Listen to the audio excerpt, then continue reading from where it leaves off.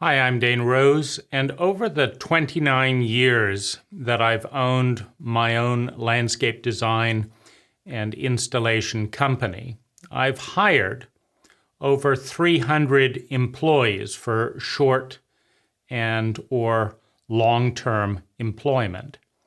And the purpose of this video is to give you as a landscape employee and to a certain extent, an employee of any employer, of any small business owner, insights on how easy it is for you to do things that not one employee in 300 in England, in Canada, in the United States, in Washington State, or in California. There has never been an employee in 29 years that has done, to a large extent, any of the things that I'm going to be sharing with you. And absolutely none that have done all of the things that I'm going to be sharing with you. And yet, what I'm going to be sharing with you, the thing that no one is doing in the employee domain as for a landscape company, and a lot of this can be extrapolated to other fields, makes all the difference. It can double your salary very easily if you have an intelligent employer. And if you do not have an intelligent employer and you practice these things, it will be easy for you to get work with an intelligent employer, because it takes an intelligent employer to spot an intelligent employee, and vice versa. It takes an intelligent employee to spot an intelligent employer. Every intelligent employer wants to hire a good, competent employee, and vice versa. So let's look at the various things that nobody's doing. But first, I'll introduce a little bit of the mindset of an entrepreneur, because if you've never started and successfully run a business, it may not occur to you how your boss, how your employer is looking at you, and rightly so. Now, I started my company at age 17. I read books on public speaking. I read books on psychology. I actually listened to the series called Advanced Selling Strategies by Brian Tracy on how to make an effective sale. And at age 17, I typed up a letter of introduction to all of my neighbors. Dear neighbors, I'd like to be of assistance with you in your landscape work. These are the things that I can do. If you have things that you need done not on that list, I may be able to do them. Please talk to me. Here's the number to call. And this is my fee. It was $10 an hour. This is what I'm going to charge you to do the work. Thank you for your consideration. Sincerely, Dane. Now on the back, and it's a PS, on the back are 2 character references. Now I couldn't give a business reference at age 17 because I had no business experience. So these were character references. And I gave 2 numbers and quotes by 2 reputable people. Now I spent about $45 printing up 100 or so of these letters, double-sided. I folded them nicely and went door to door. Hello, ma'am, may I leave you with a copy of my landscape flyer? If they didn't answer, I tucked it in the door. If they did, I turned away immediately because I didn't want to disrupt people's routine. Now, occasionally people would call me back and say, wait, before you go, could you do this or do this? I would always respond. But I wouldn't try and get someone in a conversation from a cold call from a stranger. I have no idea what they were doing before that moment. Now, this is considered more rude today than it was 29 years ago. Things were a little bit more laid back and quiet, but that technique would still work just fine today for a starting out company. I started my company in 2 countries in 2 different states that way.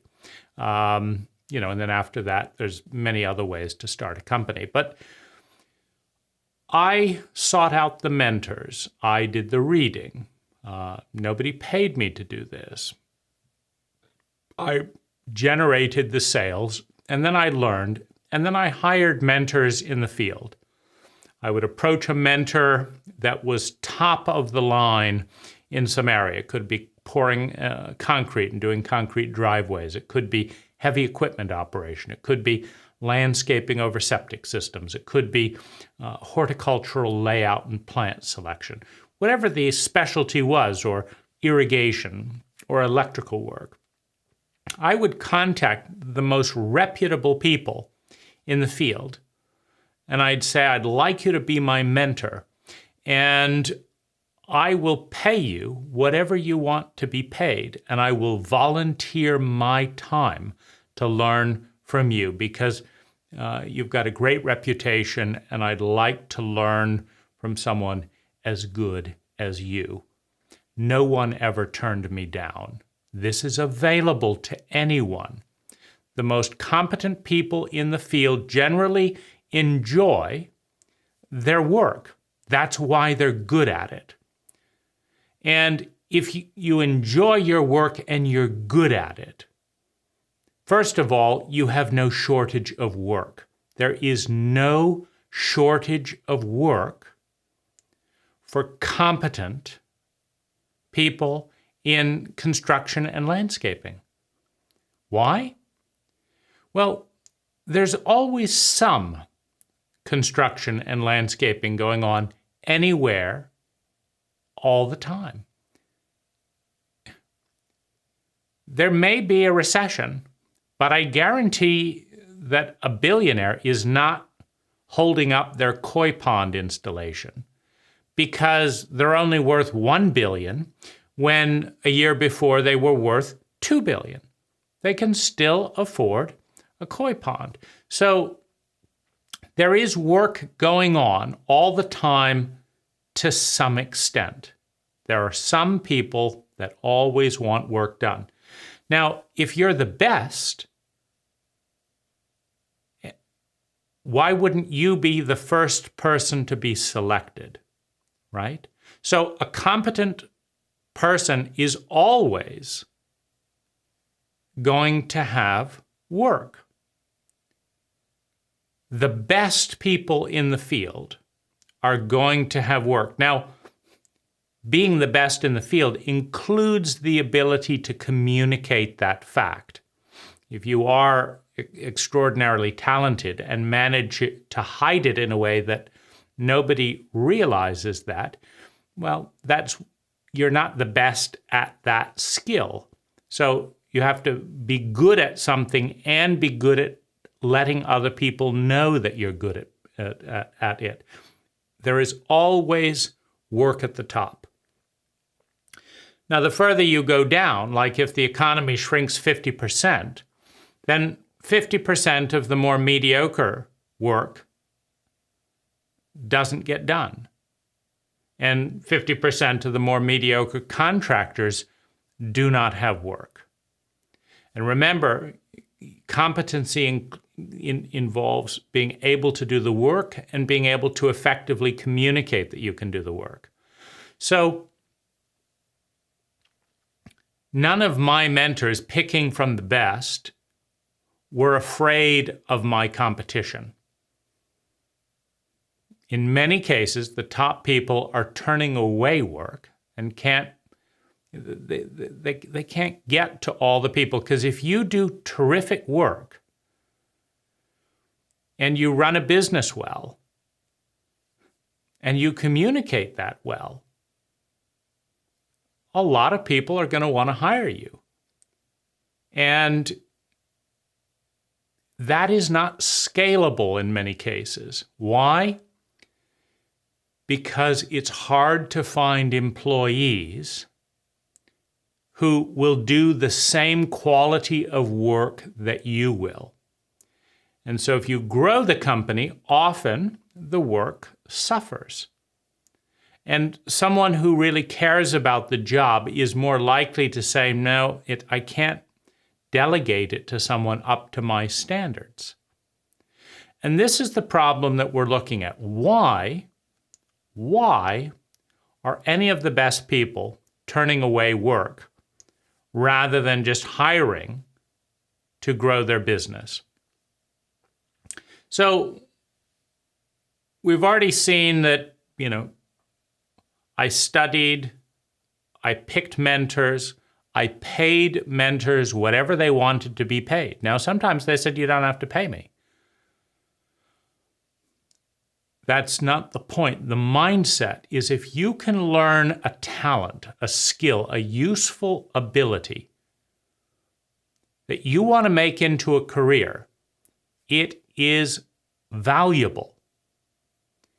And if you do not have the mindset of being willing to pay someone for 40 years of experience, you're too dumb to start a business. Now, you may be fine as an employee because you can be dumber as an employee than you can afford to be as a business owner. As a business owner, you need to juggle more things. You need to find the customers. You need to do the design. You need to negotiate the contract. You need to effectively estimate the work. You then need to find employees. You need to communicate and teach the employees how you want it to be done. And you then have to supervise and make sure the employees will do what you're doing and are doing it efficiently enough that you actually make money. Then you have to pay the employees whether you lose money on the job or whether you make money on the job, whether the client pays you or does not pay you. If the client doesn't pay the bill, you still have to pay the employees. So you then have to provide warranty service, and you have to manage the schedule and keep work coming in. Not so much work that you get behind, and not so little work as the crew is left idle. And you have to understand in landscaping a wide range of skills. You need to know lighting. You need to know drainage. You need to understand septic systems. You need to know concrete and form work. You need to know stone and masonry work. You need to know tiling. You need to understand hot tubs. You need to understand swimming pools.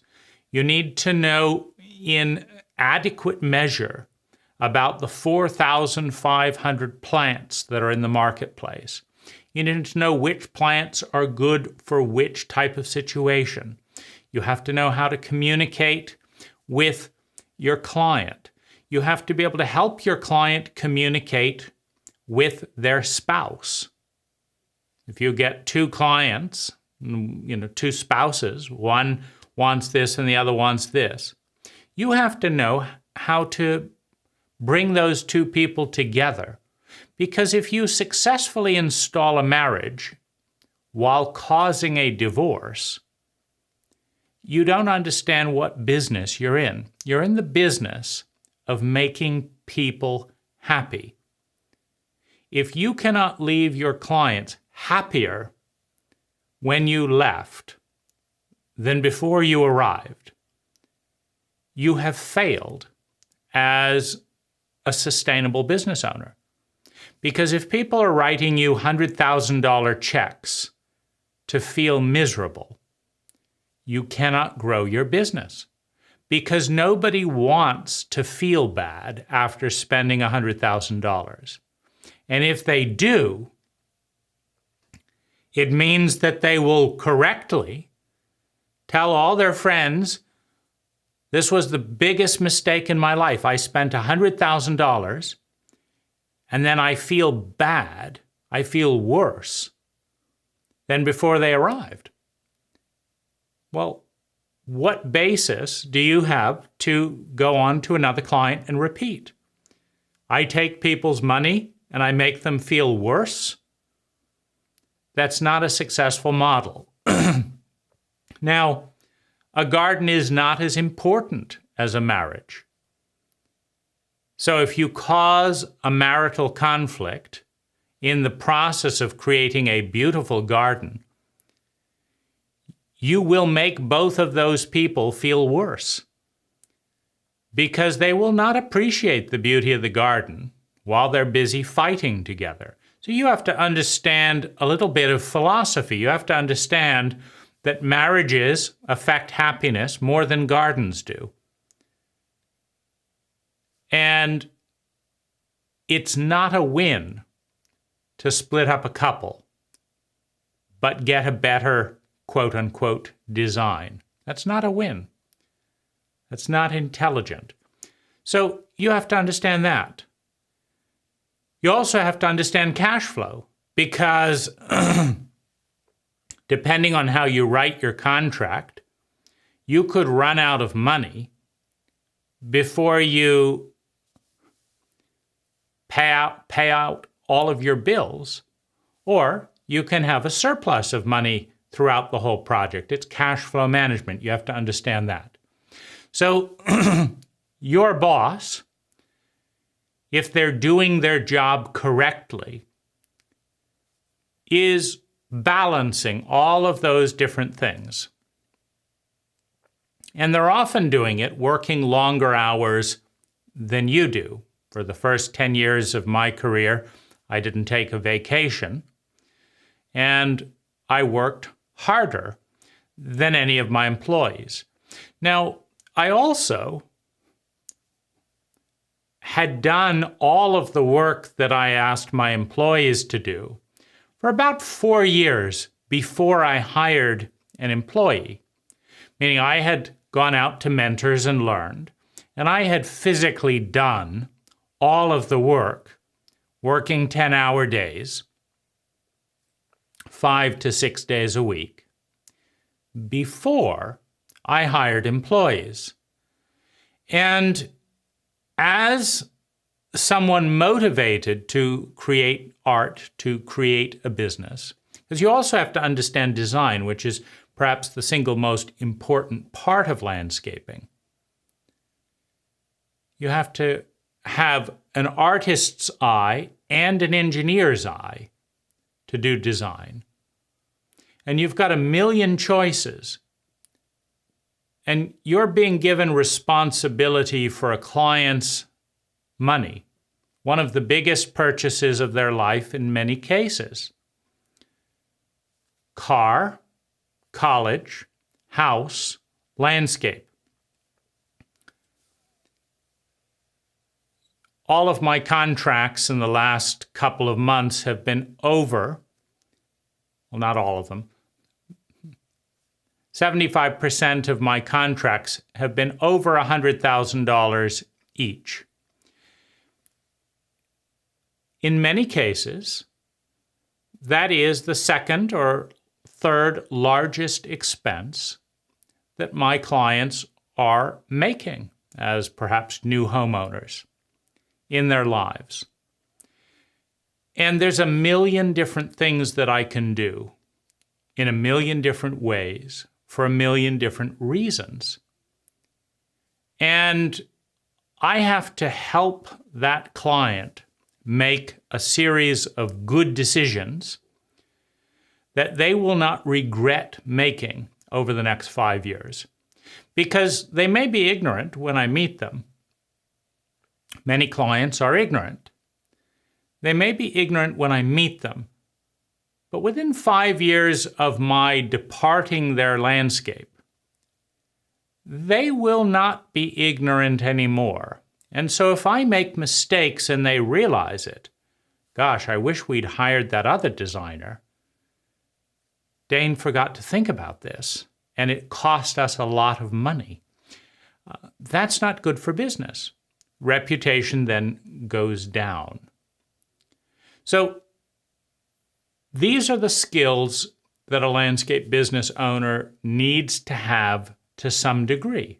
Ideally, a high degree in each of these skills. And it takes time to learn them.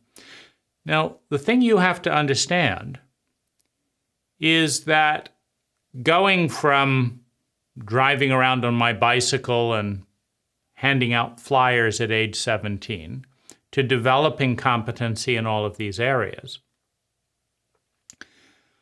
there were multiple times when I did not get paid a penny because I did one of these skills wrong.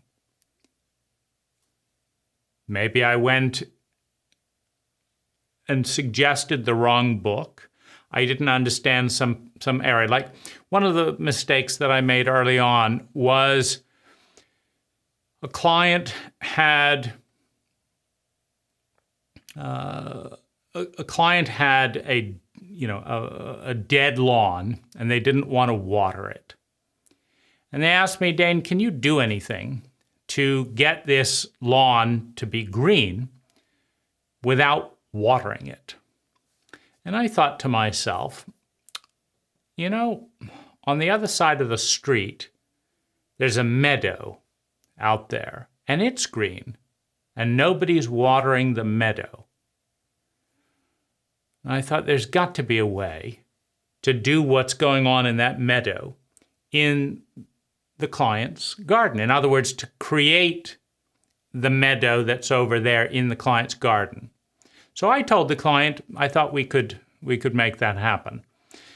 I said, I think the difference is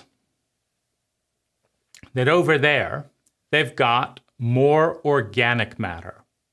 So it's holding a lot more of the water and giving more nourishment to the plant. So what we should do is we should rototill in 4 inches of peat with a little bit of organic fertilizer. And if we do that, I think your dead, grass could become a green meadow without water. And, I represented what I thought was a good approach. So they paid me to do that. And then they called me up next summer and they said, Dane, I don't have a green meadow. I have a brown pile of weeds, right? I went out and I said, yeah, you have a brown pile of weeds. And they said, well, what are you going to do? We took your advice, right? And I thought, yeah, they did pay me for the advice, and they paid me to do the work. And I did all that work because I told them, and they believed me, that they'd get a green meadow without having to water. And they didn't get a green meadow. So I said, well, I will give you back your money because you wouldn't have spent a penny if you hadn't believed me. And why shouldn't you believe me? I say I'm an expert in these things. And clearly I'm not an expert on this. Now, what was my mistake? The substrate of the soil was very different.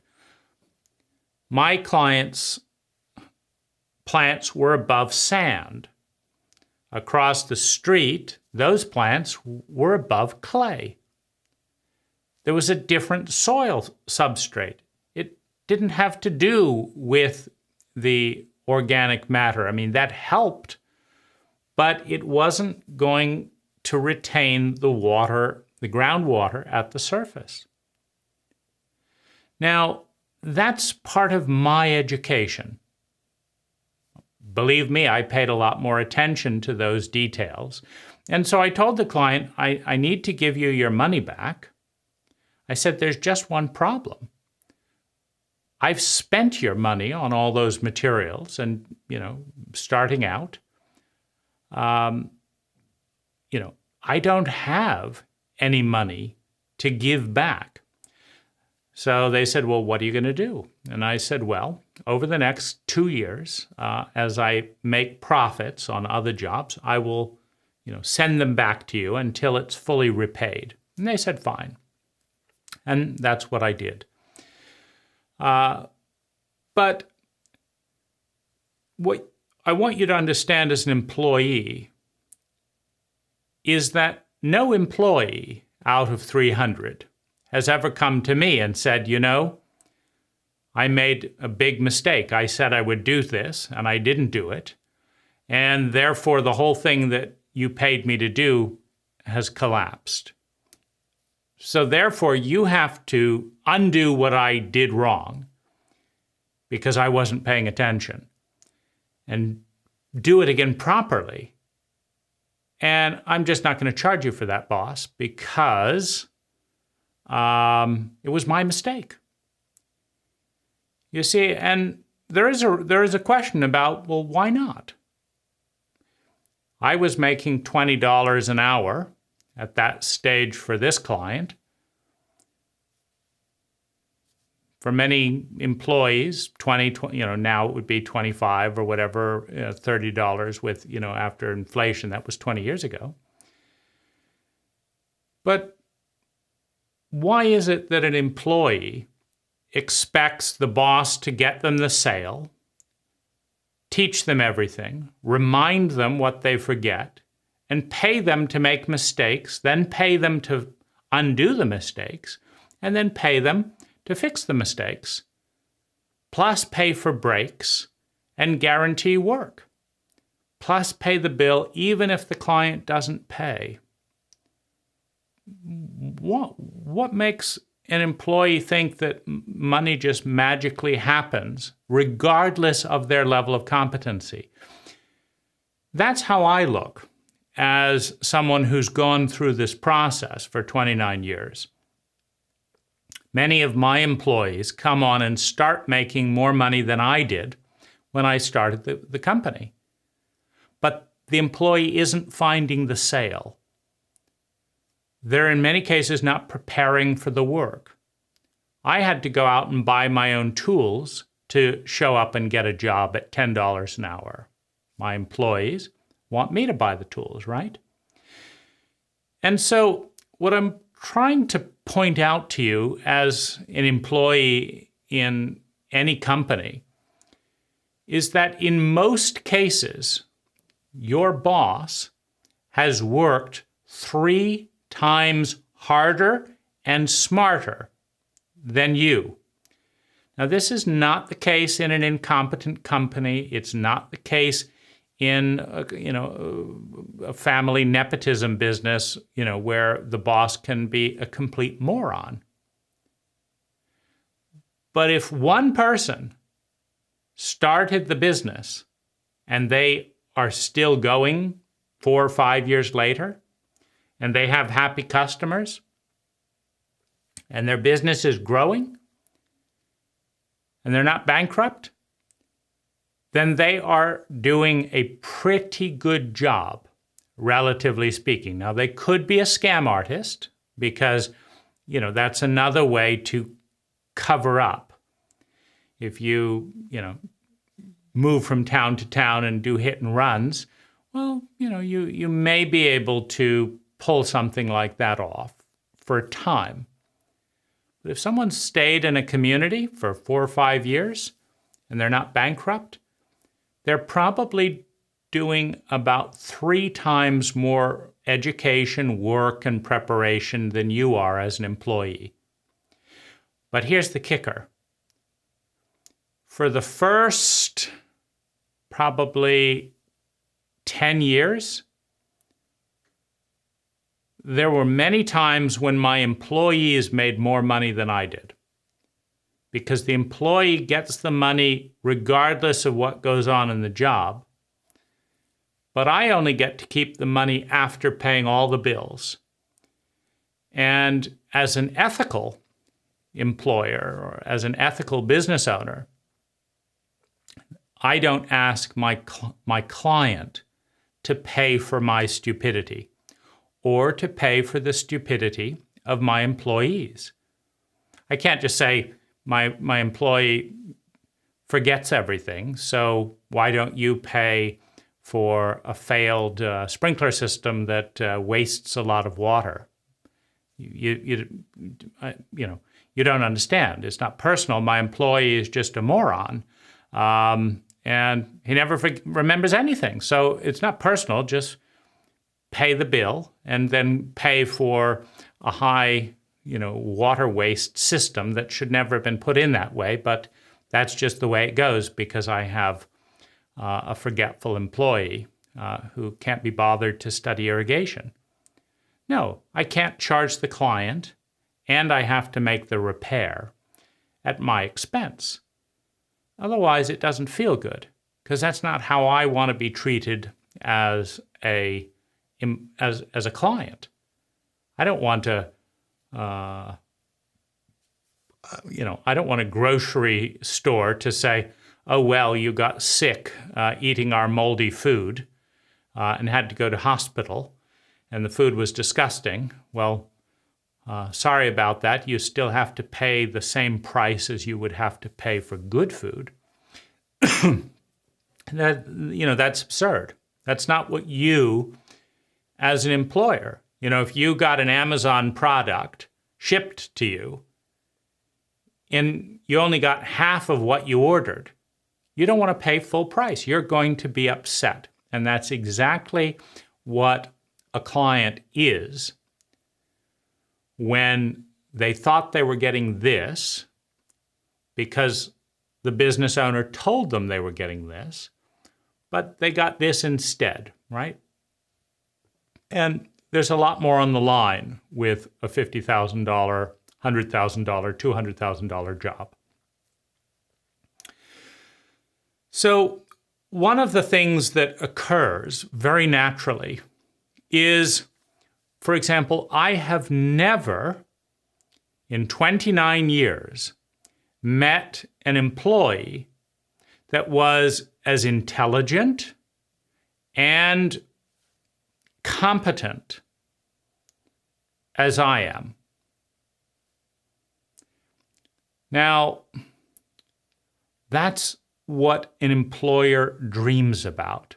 I wish I could meet someone who was as ethical, who cared as much about me as I care about my clients, who will stay up nights studying these things and pay attention when I teach them and thank me for teaching them the way I thanked my mentors,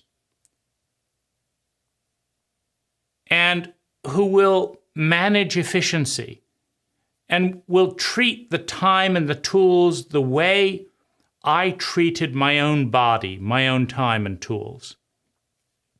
Because when you're starting out, you go bankrupt if you let tools get stolen, if you leave them out in the rain, if you use the wrong tool for the job, if you do the job in the wrong order, you go bankrupt.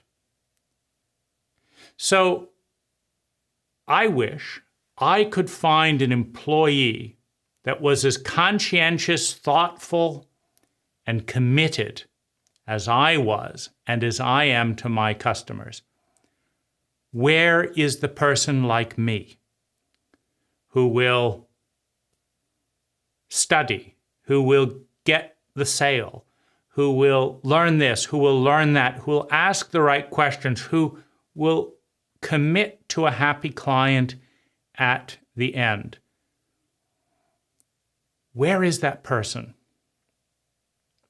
And I've never met that person. Not one employee in 300. Now, this is frustrating as a business owner because if I could only hire 5 people like me, my life would be so easy. And then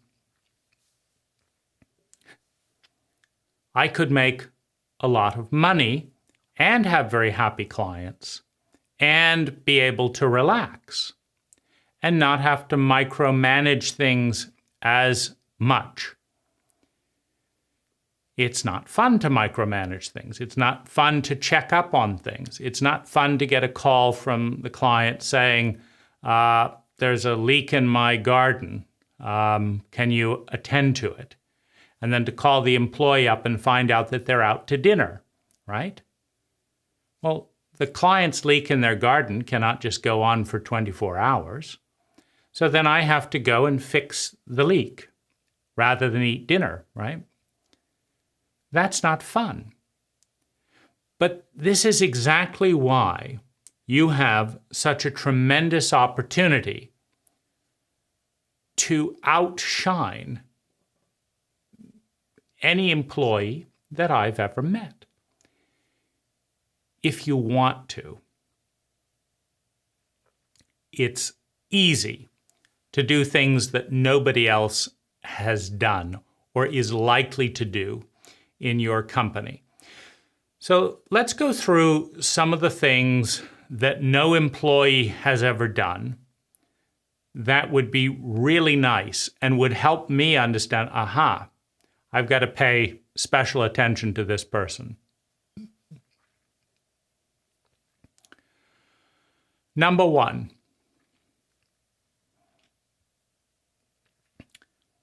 an employee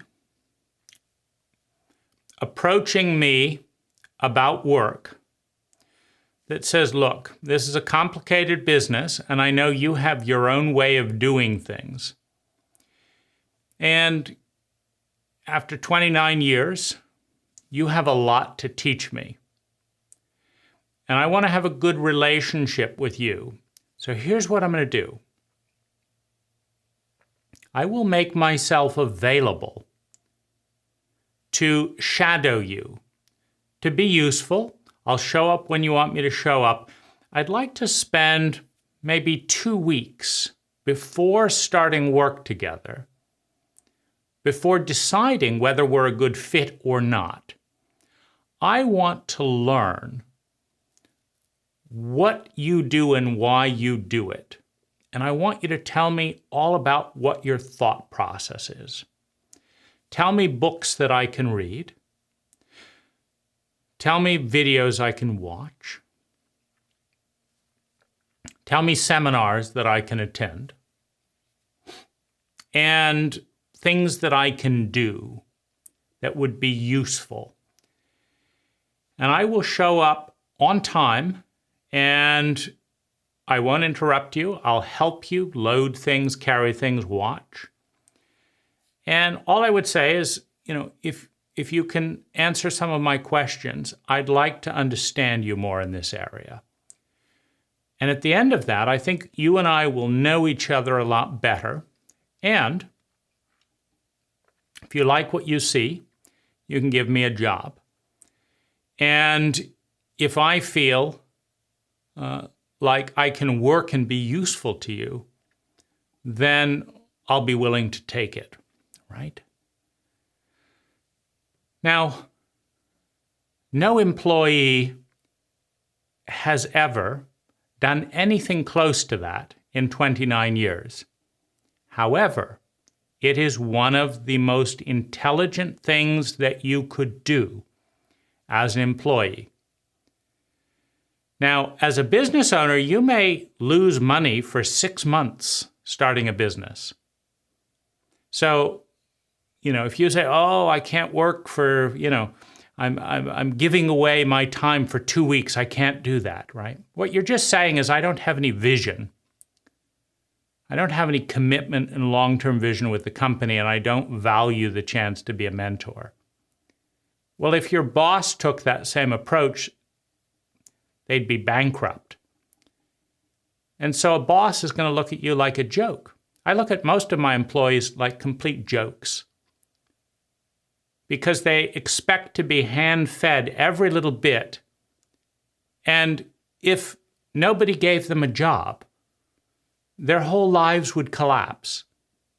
It's not like they would go to the library and start picking things up. No, they would just wait around like, what do I do? Nobody's paying me to learn and grow and do this. You see, and nobody pays your boss to do that. I paid my mentors.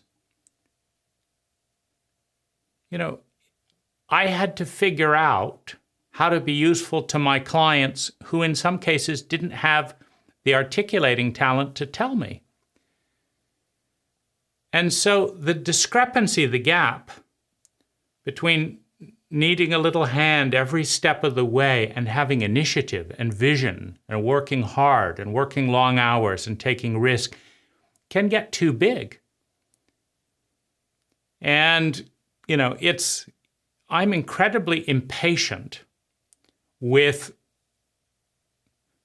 just the level of stupidity and laziness that is in a majority of my employees, not always around physical labor, because, if my employees were lazy physically, mentally, and educationally, it'd be too much. So my employees are good at working hard physical days. And there'll always be a job if you're willing to work hard enough and reliable enough and just do what you're told. There's nothing wrong with that. But you're never going to own a company. There's only so much you can get paid for physical labor. You can double or triple your salary, or you can start your own company if you will work as hard mentally and educationally as you're working physically. And this is the terrain where my employees, for the most part, do not show interest. No employee in 29 years has asked me what book I would like them to read. Differentiate yourself. It's not hard. Go up to your boss. Boss, what's the most important book that if I read it, I might be more useful to you and the company? In all likelihood, they have never been asked that question either. Well, if you want to get paid more than average, you have to be more intelligent than average. That is an intelligent question. Now, if they recommend a book and you go and read it 2 or 3 hours in the evening and, a week or 10 days later, you say, I learned this in the book. I had these questions, and I'd like to know your thoughts on this, and I'd like to read another book. You have another book that you'd recommend that I buy and or borrow and read? I would love that question. I don't care how long you've been with a company. I don't care your gender. I don't care your education. I would love that question. Why is it that you've never asked that question of your boss? Because the boss, if they're competent, has asked themselves that question and gone out and bought the book and read it while doing all the other things that I mentioned about being a boss. So ask that question and follow through. Number 2, get a 3-ring binder and divide it into sections. And it's fine if you do this on a phone folder or digital thing, that's fine. But digital stuff can get mucky out on the landscape, and when it's only $5 to do it in paper, it's sometimes easier. So get a binder, a tab binder, divide it into sections. Areas I can improve, good tab. Things I have learned, things I would like to learn, requests, special requests. These are good starts. Now take this binder to your boss and say, I'd like a list of 10 things that I can improve. And any advice you can give me on how to improve it. And take note of it. Write it down. Say, thank you for telling me. I'm going to go do it. And then come back 1, 2, 3 months later and say, this is what I've done. This is how I've improved. What do you think? And what's my next list? How can I improve better? Not one in 300 employees has ever done anything like this.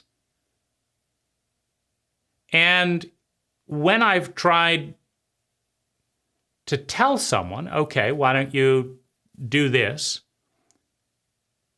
They look at me blankly as if they're going to remember it. I say, don't you want to write that down? And they look at me blankly again and say, I don't have anything to write with. And I think, oh my goodness, what if I did that to my clients? I do a terrible job. I have no idea what's terrible or why I'm not being hired again. And the client tries to tell me how to improve. And I say, I have nothing to write with. The clients would think I'm a complete joke. But employee looks around waiting for parent in many cases. Your boss is not your parent. Your client is not your parent. You've got to figure out how to make yourself useful. And if you want a raise, and another raise, and another raise, there needs to be a correlation, not between how long you've incompetently showed up day after day. You need to show how you've been more useful this month than you were the month before. Now, to give you a sense of my own journey with raises, as I said, I started with $10 an hour. Well, I didn't just of course, I can give myself a raise anytime I want, but I made a discipline that I would never ask a client for a raise unless I could show them a benefit that in their eyes justified the raise and that made sense to me. And so, when I was $10 an hour, I didn't have any of my own tools. I was on my bicycle. I would use my clients' tools. And I'd just show up on my bike and I'd use their tools, whatever they were, and then I'd bike home. Well, to go from $10 an hour to $12 an hour, I bought some of the most useful tools, good quality tools, so that I would be more efficient, so that I wouldn't wear the client's tools down. $2 an hour raise. Going from $12 to $14 an hour, I got a truck so that I could do some hauling. Going from $14 an hour to $16 an hour. I made checklists so that I would waste less time. You know that feeling you go to the store and then you come back and, oh, I forgot this, and then you go back to the store and, oh, I forgot that. If a client is paying hourly for you to run back and forth forgetting things, then the system of making lists saves them your time.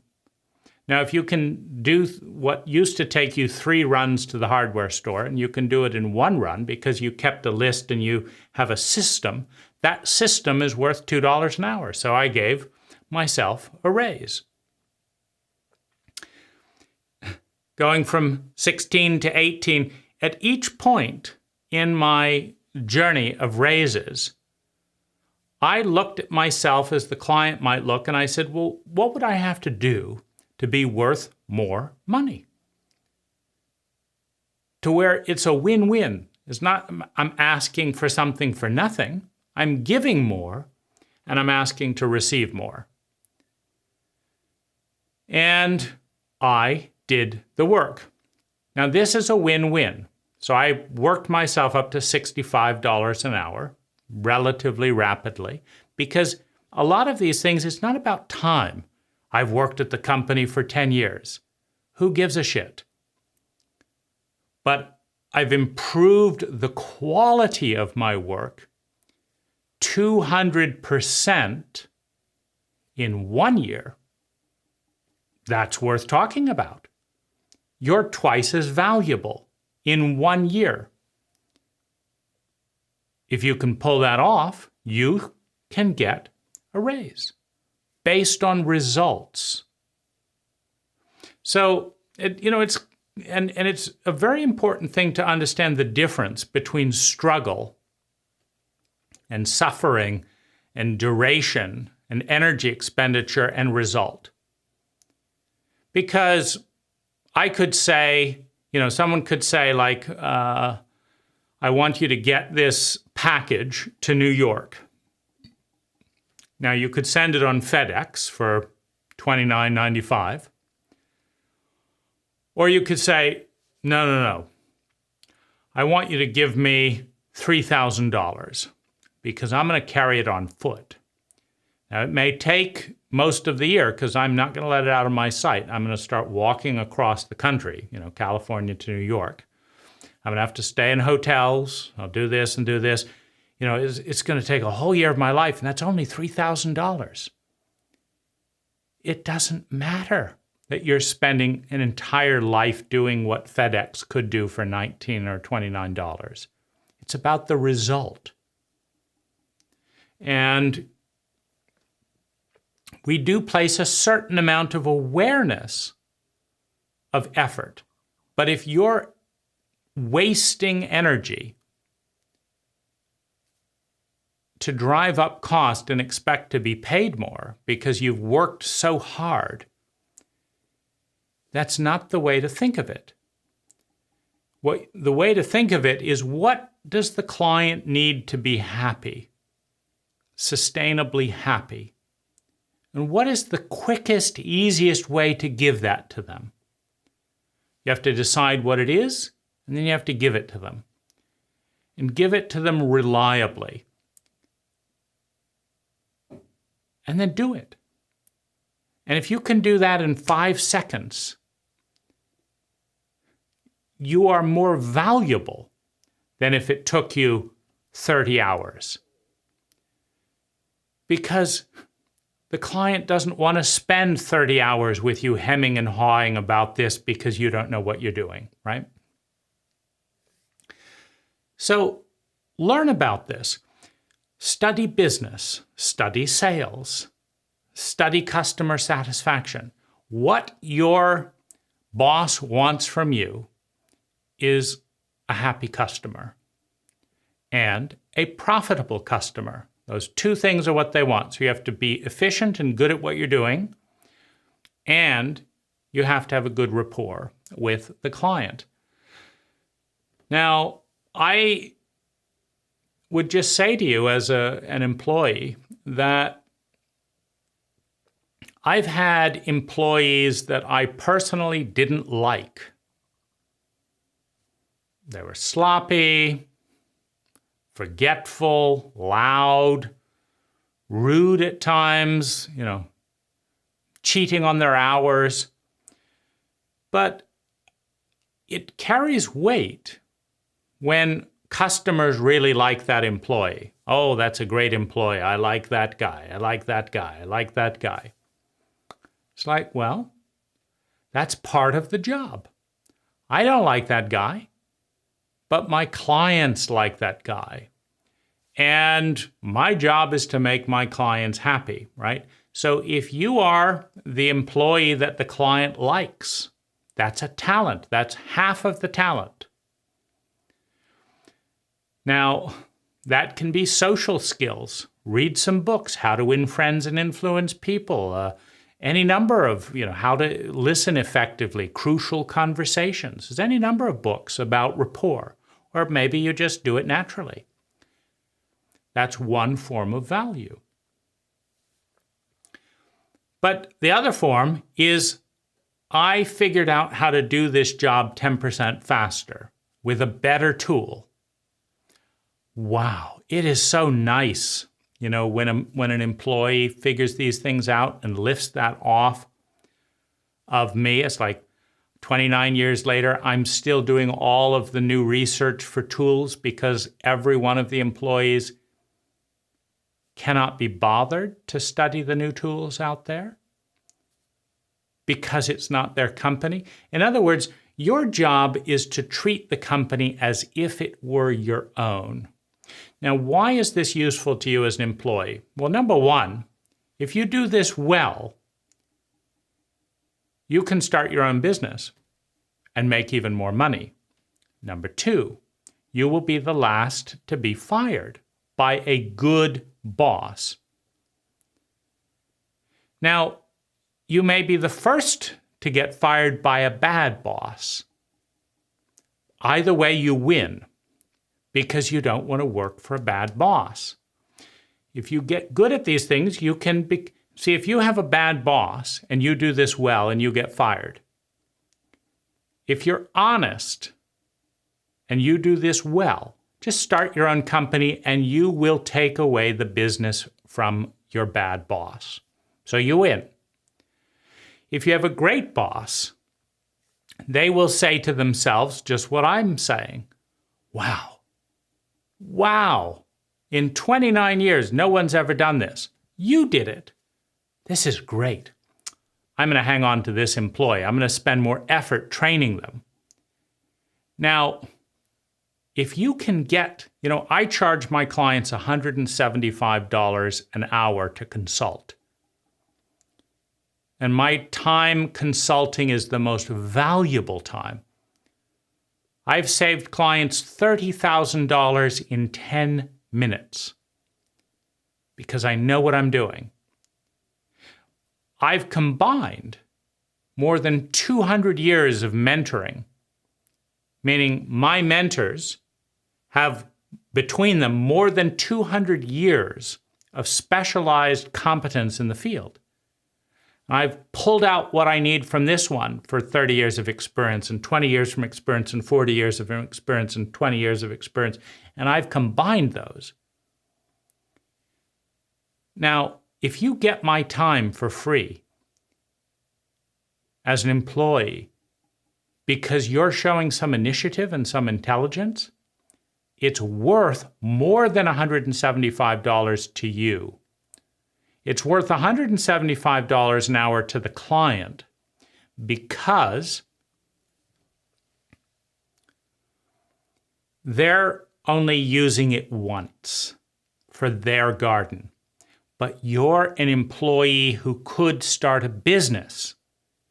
And if you learn what I give to a client for $175 an hour, if you learn it, you can repeat that value for the next 20 years, which is what makes it worth 10 times more. It's worth $1,500 an hour, not $175 an hour. It's worth more because you can use it every day of your life. You can create a livelihood with it. A client cannot. They're just trying to get one garden to be 3 times better or whatever it is. Show respect for the opportunity to learn, and you will be viewed accurately as intelligent because that's what an intelligent, motivated entrepreneur would do. Make things easy for your boss. Write things down. Have your phone. I've fired employees because I've called this crew member, I've called this crew member, and I've called this crew member, and not one of them picked up their phone, and I had 5 minutes going from one job to another job, going from one appointment to another. I had 5 minutes. And I needed to relay a time-sensitive bit of data. Oh, they have endless excuses. My battery was out. Oh, I left the phone in the truck. Oh, my ringer wasn't working very well. Your guys, all of you together, just cost me $300 because you couldn't get a job. You couldn't study any of the books. You couldn't find a notepad. You couldn't keep a battery. You couldn't buy a decent phone. And I'm sick of it. You're out. Who can answer the telephone in a timely manner when I need to talk? Let's give you a try. Oh, your subscription ran out at the cell phone service. You left your phone at home. You let your kid smash your phone. Wonderful. You have so many creative excuses. Now, if you can just put all of that creativity into coming up with new ways to make happier customers, you've got a job. Otherwise, you're out. You see, there's a level of stupidity that is too much for a boss to deal with and do the design and do the contracts and manage the cash flow and learn all the things that you need to be taught and remind you and give you a cell phone and give you a spare battery and remind you to use it. There's a level of stupidity where it's like, out you go. And all you need to do to differentiate yourself wildly from the herd, from the other 90%, 99%, is do it differently. Charge your phone religiously. Get a good phone, get a good case, charge it religiously, keep a backup battery, keep multiple chargers, keep a home charger, keep a truck charger. Buy a vest strap so that it's right near you, and answer the phone. One of my crew is a terrible worker, but they answer the phone every single time, and they send me a video on WhatsApp every time something's done. I need that to effectively manage my time. So they get a job on the crew because they managed to answer their telephone. Now, I told better workers to answer the phone multiple times, but it was too much for them to handle. So off they go. These things are basic, but they are profound. Answer the telephone. Give your boss a special ring, right?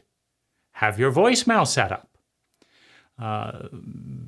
Call when they say. I mean, I also get kind of endless things where I tell the employee, do this, this, and this.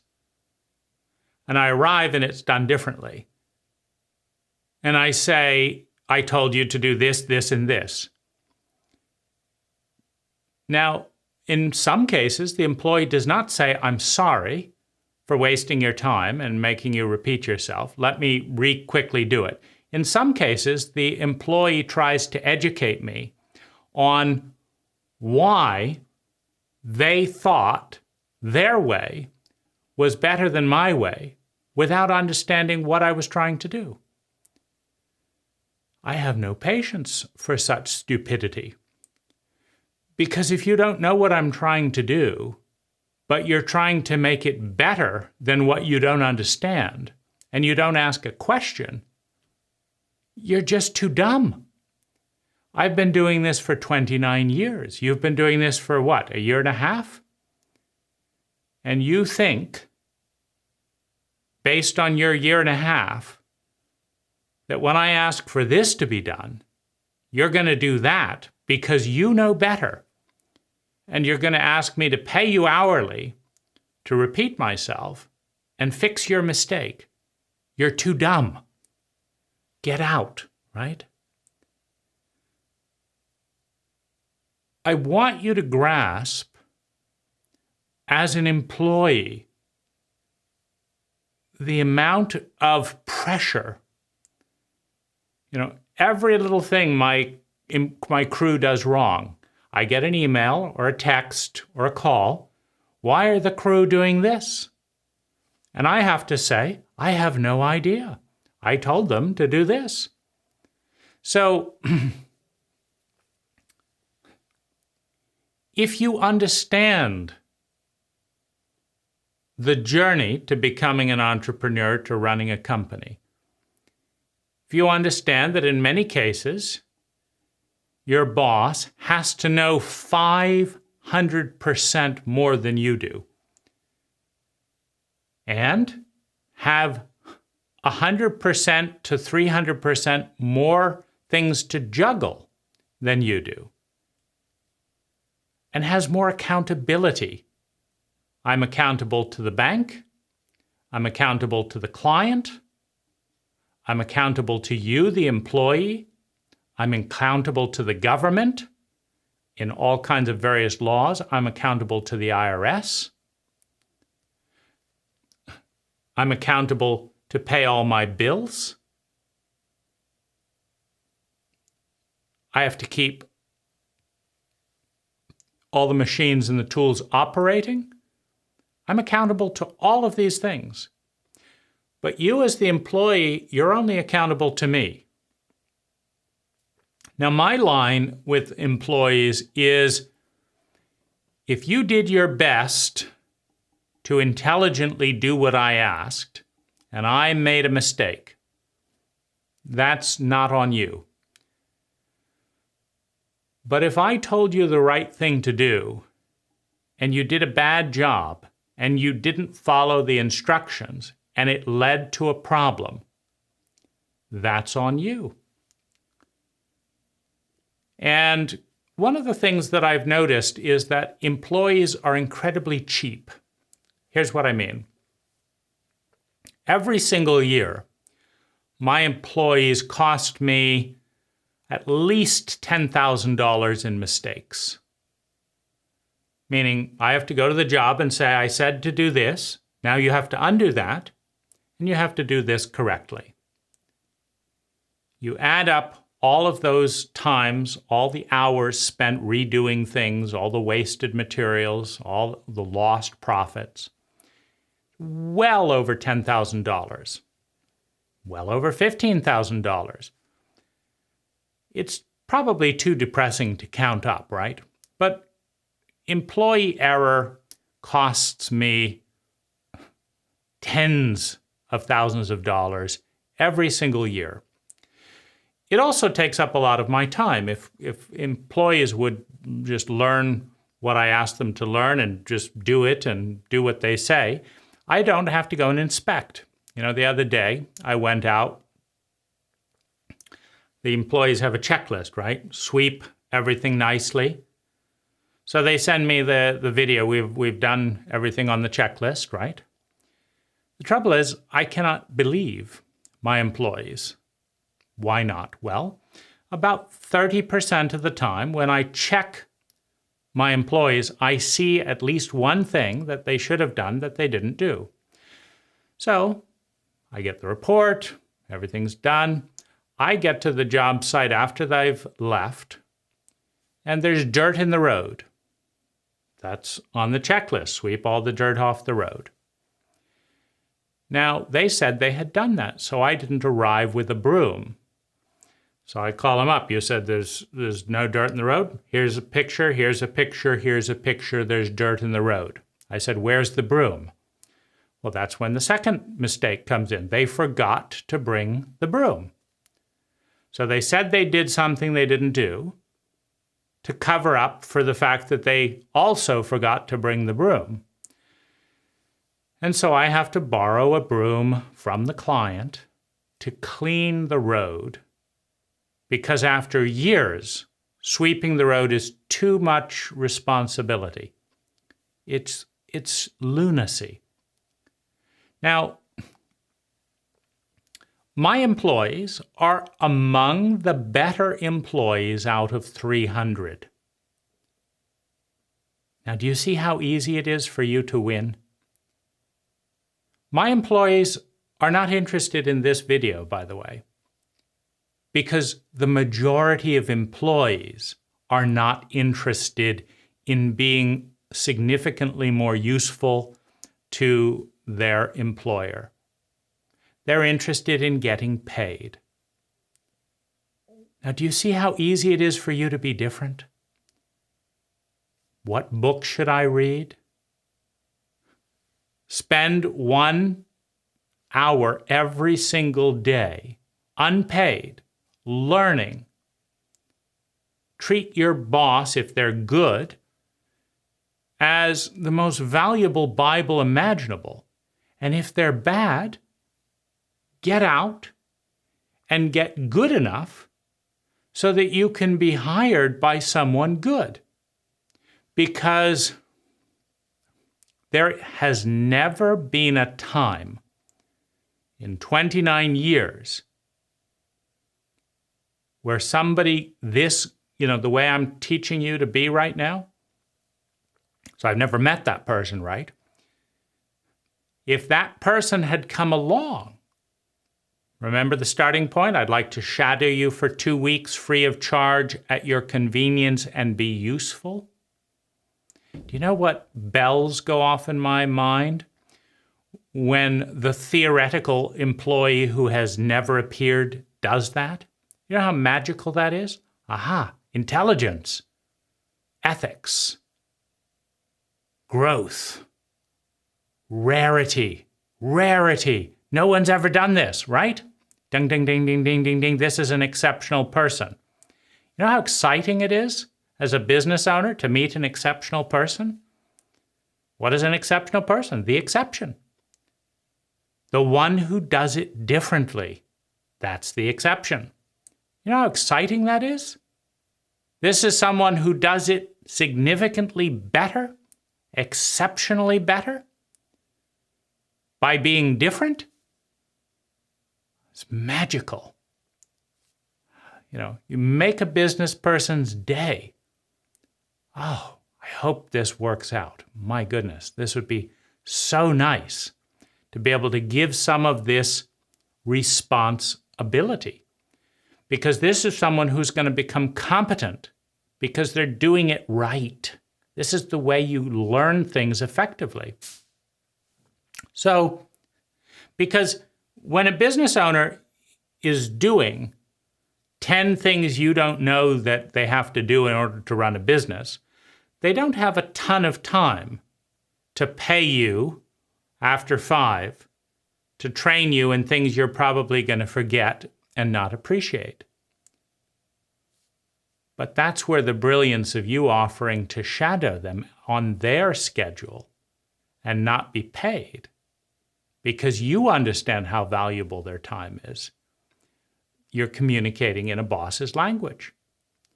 Now, if you can communicate in a boss's language, you have the capacity to be a boss. Now, don't get me wrong. You can get, $15, $20, $30, $40 an hour, even incompetently. If you can work hard physically and show up on time and clients like you, you can be an idiot. Do all kinds of things wrong. Because why? Because most clients do not understand the business enough to know the difference between good work and bad work. A good electrician might look at something and say, that's poorly wired, it wouldn't work well, you haven't grounded it, and and they'd correct you. But a client, you say, look, the light bulb is on. They say, good for you, here's your money, right? So you can get a job working directly for a client, for an average wage without knowing very much if you have the ability to show up on time and have some rapport. That's all you need. You can't run a company, though.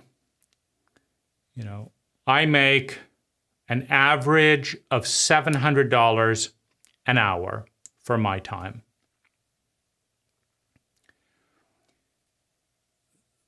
No one is stopping you from ascending to that level either.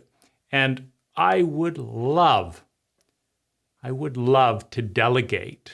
I would love to delegate and transition either to have a more, to have a bigger company, or to just phase out of it more. If someone is able to do as good a job as me, or better, wouldn't that be nice, right? Better for my client, and who has a good sense of ethics for the client and a good sense of ethics for me. Now, that ethics is important, and it also ties in with vision. One of my crew leaders, who clients really liked him, but he was stealing jobs from me. People would come by and say, "Oh, what a beautiful design. Could we get the name of, your boss and stuff?" And he would say, "Oh, I can do it. I'll do it cheaper for you." And so he was stealing business. The trouble was, I would get wind that he wasn't managing the job well.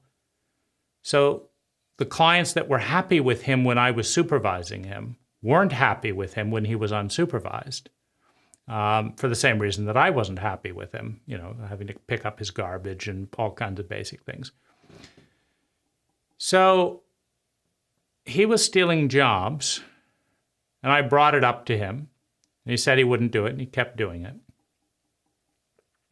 So I fired him. And what he was thinking was that he didn't need me to hire him because he had stolen so many jobs that he thought, he's got work on his own, right? And he could make a little bit more money. But as soon as he wasn't associated with my company, where people were looking at the work and saying, "Oh, I'd like to have something like that done," he couldn't get more jobs. So then his income plummeted. He lost his side business and his main employment, right? It's really important in business to treat people well. And there's no problem if you go to your boss and say, "I can do this, this, and this well, as you have seen. And if you have side work that you don't want to do in these areas that I'm good at, I would appreciate, and how do you feel about giving those jobs to me and I'll do them on a Sunday," or something like that. Nothing wrong with that. And my response, if they were a good employee who was exceptional, I'd said, "Let's give it a try. We'll give you a couple jobs and then I'll check in with the client and see how you do. I can't have it make me look bad. If you make me look good, then I'll keep giving you work. If I get complaints because I'm giving you work, it doesn't work, right? So it has to be win-win, right? And so you've got to take that with, you're managing someone's reputation who's invested 20 years or more in their reputation. You've got to take that seriously. Now, I think a good measure, a good check-in point is, most employees are not going to watch this video. That's bad. Because this is one of the most useful videos you can watch as an employee. Now, if you're appreciative, like, who's this strange guy who took time, who could have made $700 in an hour? Who's this guy who donated $700 of his time to teach me as an employee how to be better? And how can I really make the most of it? I'm loving every minute of this. And how can I give something back? That's a good attitude, because there are not many people who are going to waste time throwing pearls to swine, giving advice to people who are too dumb to understand its value. Because for every employee who grasps what I'm saying, number one, who empathizes, not just grasp it conceptually, but actually, wow, empathizes more with their boss, etc. around this, and uses it to get exceptional, and then work for an exceptional boss, this has changed their life. This video wasn't made for me, meaning I would have greatly appreciated this video at age 17 or 20 or 23, but YouTube wasn't out there at the time, and it didn't come up. You're on the right track if you want more and you are going to take notes and do something with this, because thoughts are cheap. Action and integration and discipline of doing the right thing repeatedly, that's where it's at. So if you do any of the things that I've talked about here, what can I read? What can I learn? Can I shadow you for free and be useful? What can I do better? Have a binder, study an hour a day, learn about business, learn about cash flow management, learn about estimating, learn about plumbing, learn about concrete work, learn about the Latin names of 4,500 plants, learn about soil amending. If you will learn things and show your boss that you're doing that, you instantly become the employee they've never met and have always wondered, where is that employee? That can be you. It doesn't take a $100,000 education. It doesn't take a 4-year degree. It takes intelligent initiative.